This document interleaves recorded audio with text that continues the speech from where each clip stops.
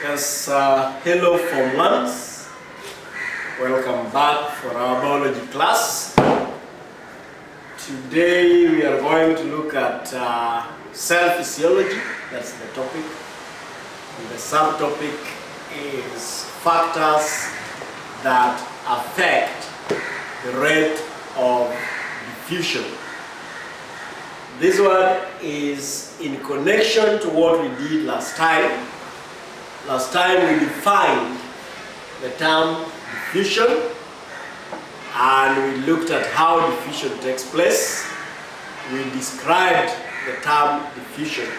So the objective of our study today is to learn, is to be able to describe the factors that affect the rate of diffusion, the factors that affect the rate of diffusion. Now, diffusion as a factor,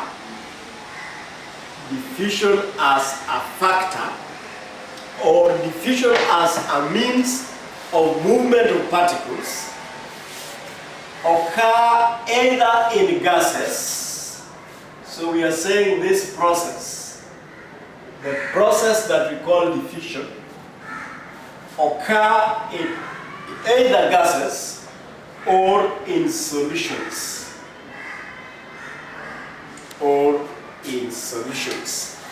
Meaning dissolved particles that are dissolved in a solvent.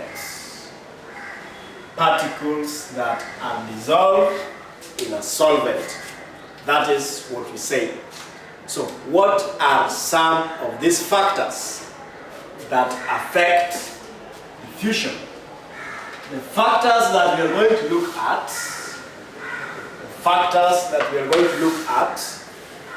are, the first one is temperature. So our first factor is temperature. Now, we say that an increase in temperature increases the energy content of molecules and the kinetic energy of the particles. And therefore, what happens? Therefore, an increase in temperature increases the rate of diffusion, while a decrease in temperature results into a decrease in the rate of diffusion. Now, from this statement, the statement that we have here, from this statement, we will conclude that matter is made up of particles. And these particles possess kinetic energy. So when the temperature is increased, the kinetic energy of the particles also increases, and their rate of movement also increases. So an increase in temperature affects the rate of diffusion of particles. Now, to illustrate that, I want us to look at a clip here showing how changes occur during the process of diffusion. Now, so in this picture we have molecules. This side we have 30, the other side we have 50. And these particles are moving. They're moving. Now, the temperature on this side is 304 Kelvin. On the other side, the average temperature is 297. Now, this side we have more molecules. This side we have fewer molecules. But they are in constant motion. They are in constant motion. Now, we'll see what will happen when the temperature is increased, so that we understand the movement. But note that one side we have more particles and the other side we have fewer particles. Now, we said for diffusion to take place, one side must have a large number of particles, and on one side you must have fewer number of particles, because in diffusion particles move from a region of high where their number is large, that is higher concentration, to where their number is low, that is a region of lower concentration. Now, these particles, they move because they possess kinetic energy. So let us see what happens next. Let us see what happens next as the particles keeps on moving.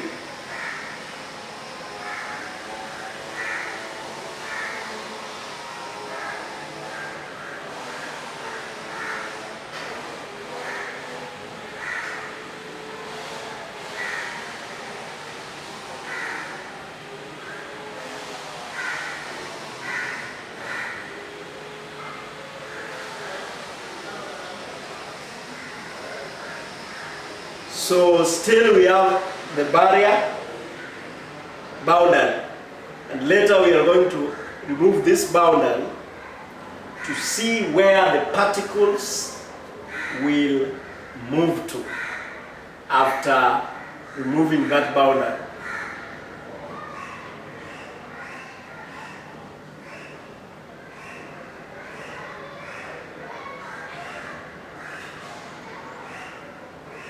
So here we have the default where we have no molecules. The temperature is not given, but now we want to bring in new conditions. We want to bring in new conditions. This blue shows the number of particles. Then the red also shows the number of red particles. Then we have the average temperature on this side, the average temperature on the other side. So this one, the temperature is at 300, we only have 10 molecules. At a temperature of 300 Kelvin, moving around. Then now, if a temperature of 300 Kelvin with 10 particles, this side we still have nothing. We still have nothing. So later we will remove the barrier, and after removing the barrier then we see how they move. Because for diffusion to take place, one side must have more molecules and the other side must have fewer molecules. One side must have more molecules, the other side must have fewer molecules.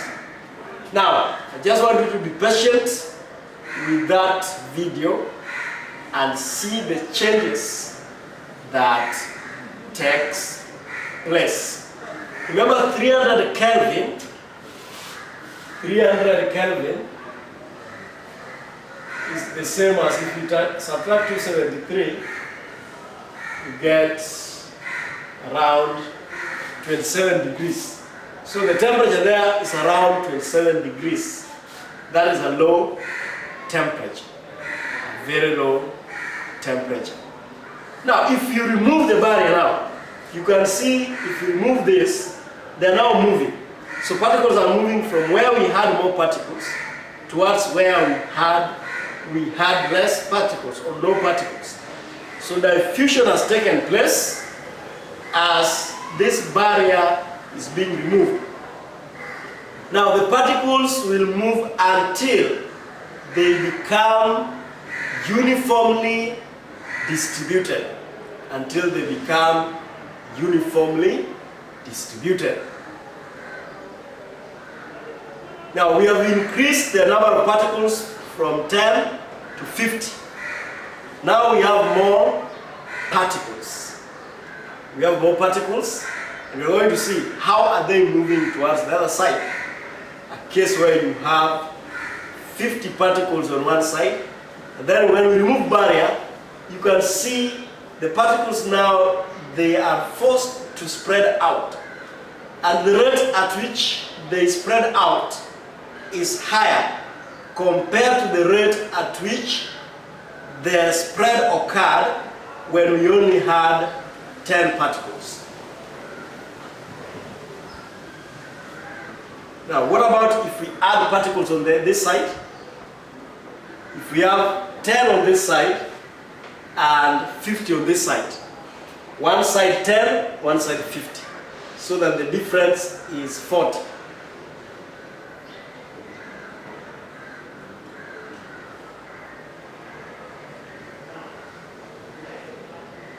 So let's see what will happen again if the barrier is removed.